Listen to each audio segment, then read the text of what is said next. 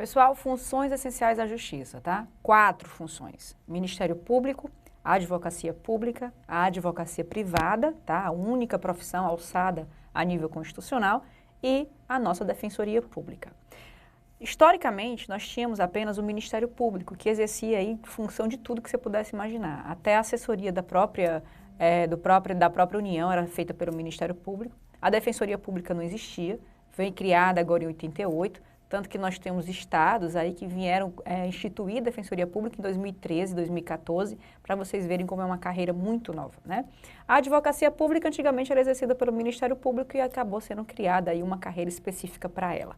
Então, historicamente, nós temos uma evolução nessas funções diferenciadas, né? Em tentar defender esse Estado democrático de direito, os direitos fundamentais, né, coletivos difusos e os individuais indisponíveis, em tentar assessorar o próprio poder público na advocacia pública e em tentar defender o direito dos hipossuficientes, né, daqueles que precisam de um advogado e não tem como custear, coloca-se aí na função da Defensoria Pública. Funções distintas, com especificidades distintas, realidades distintas, garantias distintas, tudo diferente, estão apenas reunidas no mesmo capítulo da Constituição, chamado de Funções Essenciais à Justiça. Não estão dentro do Judiciário, não estão dentro do Legislativo e não estão dentro do Executivo. São, portanto, alheias aos poderes, tá? Funcionam aí como funções essenciais à Justiça. Há quem venha discutir, dizer que o Ministério Público é um poder, que apesar de não ter sido elencado lá no artigo 2º da Constituição, tem todas as garantias de poder, tem função de poder, exerce, né, enfim, dentro da nossa Constituição Federal, Ministério Público, Advocacia Pública, Advocacia Privada e Defensoria Pública são, na verdade, funções essenciais à Justiça, não fazendo parte de nenhum dos poderes. Essa é a posição majoritária, essa é a posição para a tua prova, tá certo? Continuando, vamos conversar sobre cada um deles, tá? O que é que eu vou fazer? Vou fazer um esquema com vocês, falando dos principais aspectos de Ministério Público, Advocacia Pública e Defensoria Pública. Depois que eu diferenciar esses principais aspectos, nós vamos para a Constituição Federal. Analisar aqueles artigos que são os mais importantes.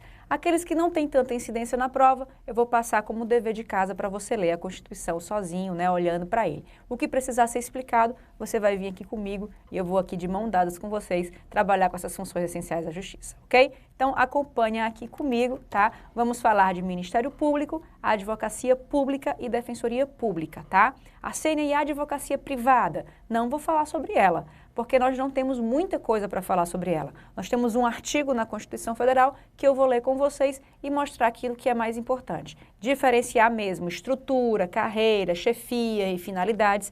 Nós vamos conversar sobre essas 3 funções essenciais, tá certo? Então, começando aqui pelo Ministério Público. Ministério Público, pessoal, previsto lá no artigo 127 como instituição permanente, portanto, cláusula pétrea implícita, tá? Ele é dividido, na verdade mesmo, em 3 tipos de Ministério Público. Apesar da Constituição elencar apenas 2 lá no artigo 128, o Ministério Público Estadual, tá?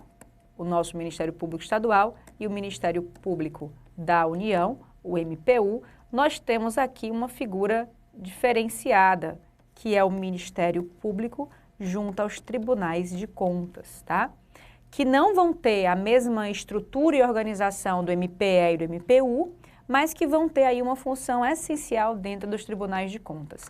Esse carinha aqui, eu não vou conversar sobre ele com vocês agora. Nós vamos conversar quando estivermos lendo a Constituição Federal, lá o artigo 130 fala sobre ele, tá certo? Por enquanto, eu vou me ater ao Ministério Público Estadual e ao Ministério Público da União. Fechamos? Ministério Público Estadual. Quem trabalha no Ministério Público Estadual? O promotor de justiça e o procurador de justiça. O promotor de justiça é o primeiro nível da carreira. Quando ele tiver aí um tempinho, ele vai ser promovido a procurador de justiça, tá? E vocês vão ver que o procurador, o termo procurador, está previsto aí em outras carreiras. Então, procurador, você tem que perguntar de quê, né? O que ele está procurando, né? O que é? Porque nós vamos ter outras carreiras também, que também se refere ao termo procurador. Mas promotor de justiça e procurador de justiça é do Ministério Público Estadual. O chefe desse Ministério Público Estadual é o Procurador-Geral de Justiça, que é escolhido, pessoal, pelo governador, tá? para um mandato que é de 2 anos. Tranquilo? Esse PGJ, ele vai funcionar como chefe do Ministério Público Estadual, passa aí os seus 2 anos, pode ser reconduzido, tá? Por mais outros 2 anos, e a gente tem aí a carreira sendo estruturada do Ministério Público Estadual por 2 tipos de lei. Uma lei geral, que é de natureza federal, que vai trazer as disposições gerais para todos os Ministérios Públicos Estaduais, e uma lei específica, que irá detalhar cada Ministério Público Estadual, que é de natureza estadual, ok? Garantindo, portanto, ao Ministério Público, isso daqui, o seu poder de auto-organização.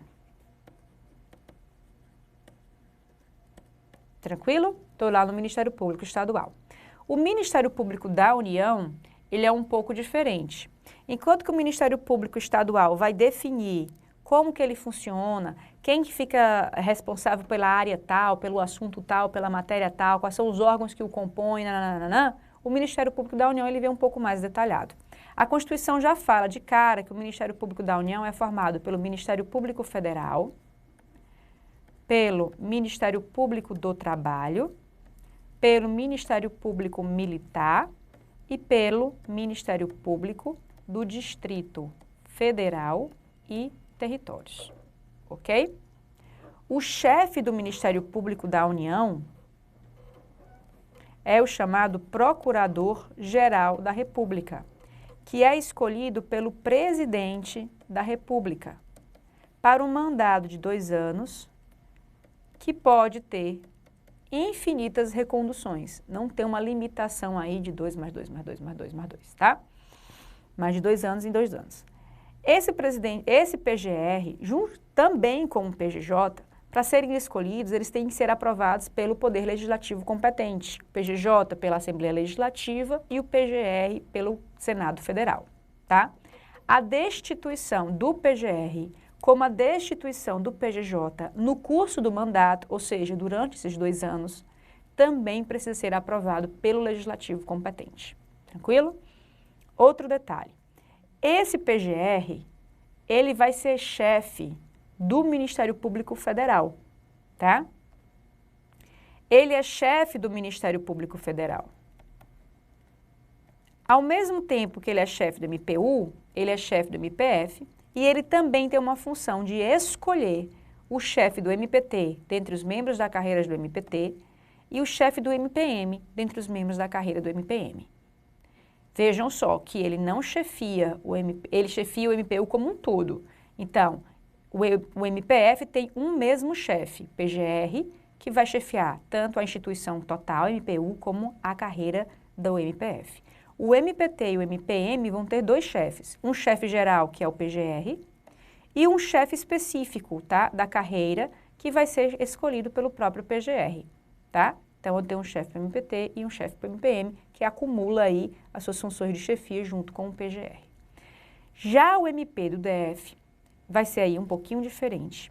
Ele vai se assemelhar mais ao MPE, porque quem vai escolher o seu chefe, ou seja, o subchefe, nesse caso, é o governador do Distrito Federal e Territórios. Muito embora, tá, ele deva obediência também ao PGR. Então, é o PGR mais o governador que vai escolher o outro chefe do Ministério Público do Distrito Federal e Territórios, tá? Então, tem um procurador-geral para o MPDF, que é escolhido pelo governador para um mandato também de 2 anos. Ficou claro? Muito bem. Quem que vai organizar o MPU? Lei federal, tá? Nós temos aqui uma lei federal organizando o Ministério Público da União. Ficou claro? Dando a ele também esse poder de auto-organização. Porque quem inicia essa lei é o próprio Procurador-Geral da República. Então, essa é a minha regrinha de composição do Ministério Público. Vou mudar de cor e vamos falar aqui um pouco de garantias. Quais são as garantias do Ministério Público? As garantias, pessoal, são equivalentes às garantias dos juízes, tá? Tem aqui e acolá uma diferençazinha, mas a gente vai ter praticamente as mesmas garantias. Nós vamos ter vitaliciedade, nós vamos ter inamovibilidade, nós vamos ter a redução de subsídios, tá? Da mesma forma, na verdade não tem nenhuma diferença não, a diferença vai existir nas vedações, que existem para os juízes e que serão também equivalentes, tá? Desses juízes, mas não são completamente igual. Vai haver algumas diferençazinhas, mas assim, o Ministério Público vai ter mais vedação do que o juiz. A gente vai ter algumas exceções, né, algumas ressalvazinhas, mas na grande maioria das vezes vai ter aí muita coisa compatível. Vamos ver e vamos comparar, tá certo? Para você analisar e ver o que tem de diferente, o que não tem de diferente. Aquela mais cobrada, que a gente falou no artigo 95, parágrafo único, que diz respeito ao inciso 5, que fala lá da quarentena, os membros do Ministério Público também vão ter. A partir do momento que eles se exonerarem ou se aposentarem no juízo em que eles estavam oficiando, eles vão ter que passar também 3 anos afastados para poder exercer a advocacia. Tem que se abster de atividade político-partidária, não pode receber nenhum tipo de custas processuais, nem nenhum tipo de incentivo, nada disso pode, muito parecido aí com os juízes, tá certo? Então, garantias são parecidas, vedações também são parecidas. Ministério Público, portanto, pessoal, tem essa carona aqui de estrutura e a função dele primordial está prevista lá no artigo 127. Fala da sua finalidade e o artigo 129 vai falar, vai delimitar aí as suas funções, dizer o que ele faz, o que ele não faz, o que ele está responsável. São alguns incisos, não são taxativos, porque o último inciso permite que a lei acrescente mais, mas nós vamos ler juntos já na Constituição Federal para a gente ver item por item e você se familiarizar com a leitura, tá? Com o texto da Constituição, que é ele que importa. Fechamos o Ministério Público, quase lá, né? Falta só a Constituição. Vamos falar agora da advocacia pública. O advogado público. Lógico, né, que é a carreira mais bonita que existe, obviamente, né? Minha carreira linda, maravilhosa, que nós amamos tanto e desempenhamos com tanta vontade. Olha só, o advogado público, pessoal, ele vai atuar em cada ente federado, né, em cada nível federado que nós vamos ter. Nós temos, portanto, o advogado público da União, nós temos o advogado público dos estados e do Distrito Federal e nós temos o advogado público dos municípios, tá? O advogado público da União está representado numa carreira chamada de Advocacia Geral da União. E a Advocacia Geral da União, ela se subdivide em Procuradoria Federal, que fica responsável pelas minhas causas previdenciárias, a Procuradoria da Fazenda Nacional, que fica responsável pelas causas tributárias, em que a União é a autora, né, busca aqueles tributos, e a Advocacia da União, que é o que fica com o restante, tá? Fica aí com essa competência residual do advogado da União, certo? Atua dessa forma, são advogados concursados, tá? Concurso público, com participação da OAB em todas as fases do certame, o que não é exigido para o Ministério Público, tá? Aqui no Ministério Público eu vou ter, né, concurso público, nos 2 casos, tá? Sem obrigatoriedade da OAB participar, tá certo? Muito embora na grande maioria participe. Esse chefe da AGU, ele é escolhido também pelo presidente da República. E aqui eu te dou uma diferença com o Ministério Público. Por quê? Porque o presidente da República vai escolher qualquer pessoa, ele não precisa escolher uma pessoa da carreira, e no Ministério Público, o presidente da República escolhe um membro da carreira, a Constituição faz essa vinculação, enquanto no MP tem que ser um membro da carreira, na AGU não precisa ser membro da carreira, vai anotando essas diferenças, tá? É importante. E o que mais que a gente pode ter aqui de diferença também? O exercício do mandato. Enquanto no MPU nós temos 2 anos e sucessivas reconduções, aqui nós vamos ter 2 anos mais 2 anos, tá? Ele precisa sair aí, ok? O que mais que nós temos? É isso. No mais, é isso daqui. A destituição desse cargo é critério do presidente. Se ele quiser interromper o mandato no meio do mandato, não está dando certo, ele vai interromper, tá? Perceba que essa advocacia pública, pessoal, ela tem que ser uma pessoa que vista a camisa da União, vai defender o interesse da União. Então, se o presidente da República achar que não está defendendo direitinho, cai fora, tá? Enquanto que o Ministério Público mantém a sua imparcialidade. Ele vai defender o Estado democrático, os direitos fundamentais e não o interesse da União em si, né? O advogado público não. Você, quando vai contratar um advogado, você contrata o advogado para defender o seu direito ou o que você pensa ter direito? O advogado vai dizer, não vou defender não porque você não tem direito. De jeito nenhum, eu quero que você vá lá na justiça e brigue porque eu acho que eu tenho direito, né? Cabe ao advogado lhe orientar se vale a pena, se não vale a pena, mas você quer que ele defenda o que você acha, né, que tem de direito. A mesma coisa acontece aqui nos estados, tá? Nós temos aqui a Procuradoria Geral do Estado, com um membro, um cargo, procurador estadual, tá? Esse procurador estadual também faz concurso público, com a participação da OAB. Tá? Esse procurador do Estado, a carreira vai se organizar em cada estado. Nós não temos nenhuma lei geral, nós temos, na verdade, cada estado definindo a estrutura da sua própria PGE, quem são os membros, como é que eles funcionam, como é que eles irão atuar dentro daquele estado. Algumas regras comuns, né, que a gente vai ter aqui, que a Constituição vai garantir a estabilidade, tanto para os meus procuradores estaduais como os federais. Eles são estáveis, né? Com 3 anos. Como todo servidor. Os municípios não vão ser estáveis, tá? Por quê, Arsênia? Porque a Procuradoria-Geral do município, que tem aqui o cargo de procurador municipal, não é obrigatório o concurso público. Ok? Não tem obrigatoriedade de concurso público. Como assim, Arsênia? Não tem. Os nossos 5.600 e tantos municípios não são obrigados a fazer concurso para procurador municipal. Muito embora a realidade brasileira é que em toda a capital de estado nós tenhamos aí PGMs concursadas, mas não tem obrigação de ser concursado porque a Constituição não trouxe essa obrigação, tá? A obrigação é para a PGE e para a AGU. PGM não tem obrigação, muito embora todas as capitais tenham PGMs concursadas. Se houver concurso, haverá, obviamente, né?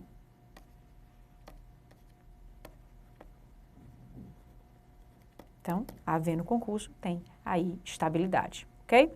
PGM, portanto, está aí sem obrigação de concurso público. O que é que essa advocacia pública faz, pessoal? A advocacia pública, ela tem uma finalidade de assessoria judicial e extrajudicial do Poder Executivo, tá? Então, ela vai orientar o Poder Executivo na sua atuação, tanto judicial como extrajudicialmente, para que ele ande de acordo com a lei. Da mesma forma, caso seja necessário, a representação jurídica, tá? Toda vida que o poder público precisar se manifestar dentro de um processo no judiciário, fica a cargo também da Procuradoria do Estado. Essa aqui é a nossa função máxima. Se essa é a nossa função, defender os interesses do Poder Executivo, nós temos como cliente o Poder Executivo. Um procurador do Estado tem como cliente o governo estadual. O governador, suas secretarias, suas autarquias, fundações, empresas públicas, todo mundo ali, né, está dentro dessa defesa feita pela Procuradoria-Geral. Não sei que eu tenha os autárquicos, enfim, mas a gente tem essa defesa aí, essa linha de atuação dentro do governo do Estado. Nós temos, portanto, um cliente para defender. Significa dizer que nós não vamos ter imparcialidade, tá? Não há essa obrigação de imparcialidade para o advogado público. Ele tem, na verdade, de ser parcial. Ele tem que tomar um lado na briga, ele tem que tomar o lado do Estado, né? Esse advogado público também não vai infringir lei, não, porque ele tem a obrigação de assessorar judicialmente. Se o Estado estiver errado, cabe a ele definir, né, esse erro e cabe a ele orientar na condução desse erro. Então, não tem aqui ninguém vedado, fazendo malvadeza, não. Tudo tem que ser de acordo com a lei, tá certo? A atuação do advogado público também fica aí de acordo com a lei. Dentro dessa ideia de defender o Poder Executivo, esse advogado público, ele não tem autonomia, tá? Ele vai ter vamos colocar assim, entre aspas, né? Uma independência no exercício da sua tese, em elaborar a tese para a defesa que todo advogado tem pelo estatuto da OAB, tá? A chamada independência funcional. Mas a independência funcional que ele tem é voltada para a defesa do Estado, né? Então, tipo assim, como que eu vou defender o Estado? Ali, na defesa do Estado, eu tenho a minha independência funcional de decidir como será feita a defesa. O que eu não posso fazer é escolher se vou defender ou não vou defender. Sua função é defesa. Então, você tem essa independência funcional. Muito embora não exista autonomia para a PGE. A PGE, a AGU, também a PGM, elas estão aí administradas por elas mesmas, mas custeadas pelo ente que elas defendem, pela fazenda pública que elas estão defendendo. Então, essa administração vai estar aí, né, de alguma forma comprometida, porque quem decide se tem concurso é o chefe maior, né, do executivo, enfim, fica tudo aí a cargo dessa diminuição de administração, ok? É estável, não é imparcial, não tem vitaliciedade, não tem inamovibilidade, não tem redutibilidade de subsídios, não tem aquelas garantias do Ministério Público, tá? Quem vai ter tudo isso daí é a figura que nós vamos ver agora, é a Defensoria Pública. Pessoal, a Defensoria Pública está na moda, tá? Por conta de duas emendas constitucionais que vieram em 2013 e 2014. Nós temos, portanto, a Defensoria Pública organizada em Defensoria Pública dos Estados e a Defensoria Pública da União, tá? A Defensoria Pública dos Estados, ela vai ser organizada por uma lei geral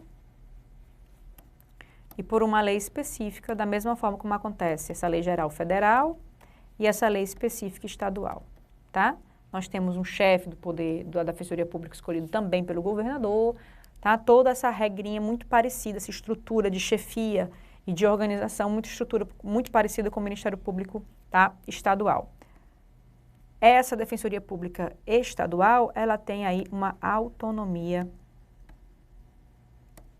administrativa e financeira também. Ela recebe orçamento próprio, tem uma autonomia administrativa de se organizar, decide quando tem concurso, quando não tem concurso e tudo mais.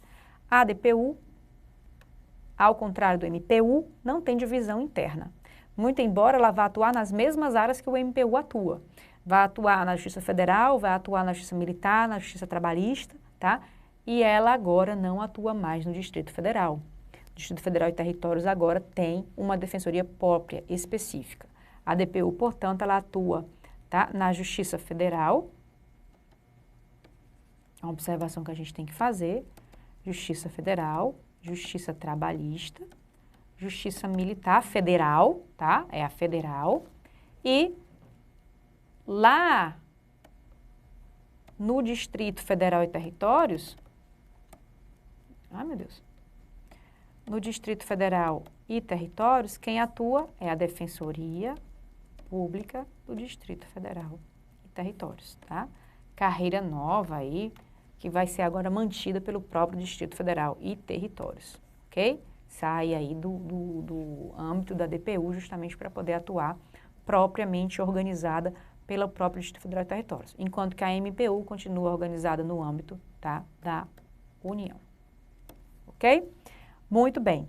Chefe da DPU escolhido pelo Presidente da República, tarará, tarará, tarará. Mesma coisa lá do Ministério Público que a gente tem. Olha aqui, primeira observação que a gente tem, uma emenda constitucional de 2013 garantiu à MPU a sua autonomia administrativa e financeira que existia apenas para a DPE. DPU agora, ufa, né, conseguindo essa autonomia. Uma emenda constitucional de 2014, tá? Uma emenda constitucional de 2014, 80, ela traz aí para vocês uma equiparação, uma equivalência, tá? Nos princípios institucionais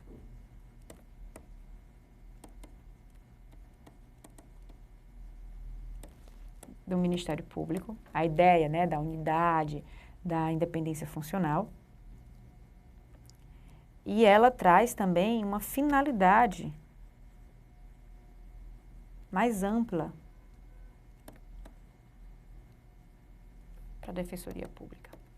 A gente vai ver lá no 134, a gente vai falar bem direitinho sobre ela, tá? Então, a emenda constitucional é importante para poder analisar essa ideia de princípios institucionais para a MP. No que diz respeito às garantias da Defensoria Pública, a única que ela tem é a inamovibilidade. Tá? O membro da Defensoria Pública, ele é estável, diferente do Ministério Público com a sua vitalicidade. Ok? Defensoria Pública, portanto, principais aspectos estão aqui. Vamos lá conversar com a nossa Constituição Federal. Então, o artigo 127 vai trazer aqui a finalidade, né, do Ministério Público, como eu te disse. Instituição permanente, cláusula pétrea implícita, portanto, essencial à função jurisdicional do Estado, incumbindo a defesa da ordem jurídica, do regime democrático e dos interesses sociais individuais indisponíveis. Os princípios institucionais do Ministério Público, unidade, indivisibilidade, independência funcional, igual aos da DPE, que tem lá na emenda constitucional. Ao Ministério Público é assegurada autonomia funcional e administrativa, da mesma forma que é assegurado também a DPE e a DPU, podendo observar o disposto, né, no artigo 69 e propor ao Poder Legislativo a criação e extinção de seus cargos, serviços auxiliares, né, proventos por concurso público. Vai dizendo o que é essa autonomia funcional e administrativa. E aí, parágrafo 3º, parágrafo 4º, parágrafo 5º, parágrafo 6º, fala dessa ideia de orçamento público. Dá uma lida em casa, não tem tanta incidência em prova, tá?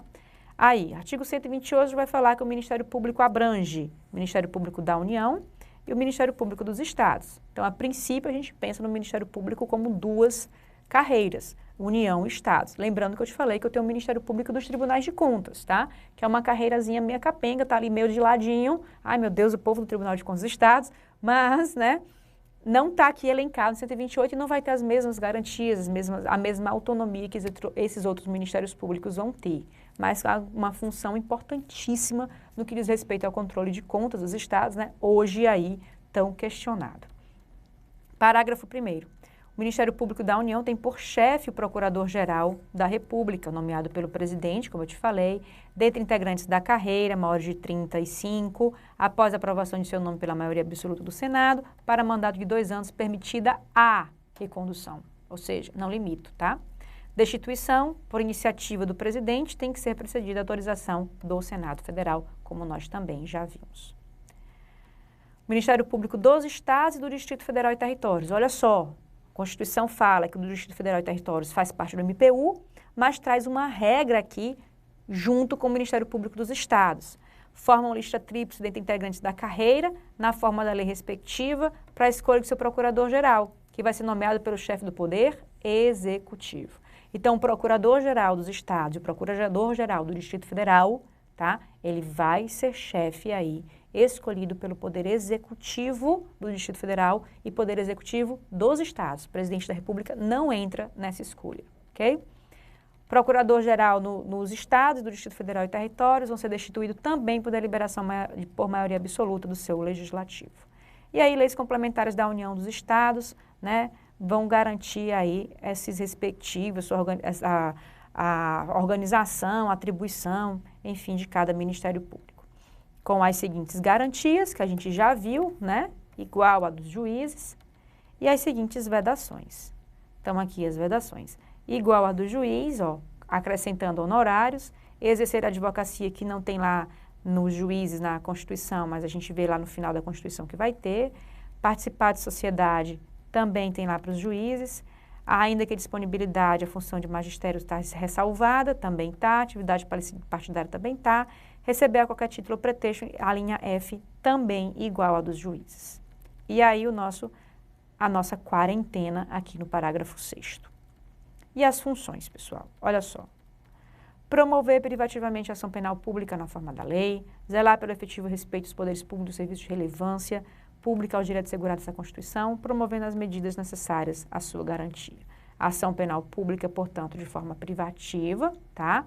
E aí o zelo pelo efetivo respeito aos poderes públicos, daquela forma, né, de estar ali sempre garantindo a observância da Constituição Federal. O inquérito civil também cabe a ele, né?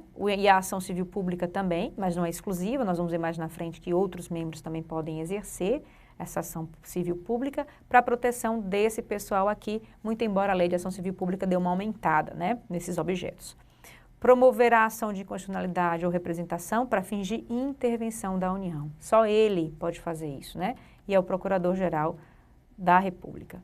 Defender judicialmente direitos e interesses das populações indígenas. Lembrem, né, que são os direitos indígenas das populações indígenas, não qualquer outro direito.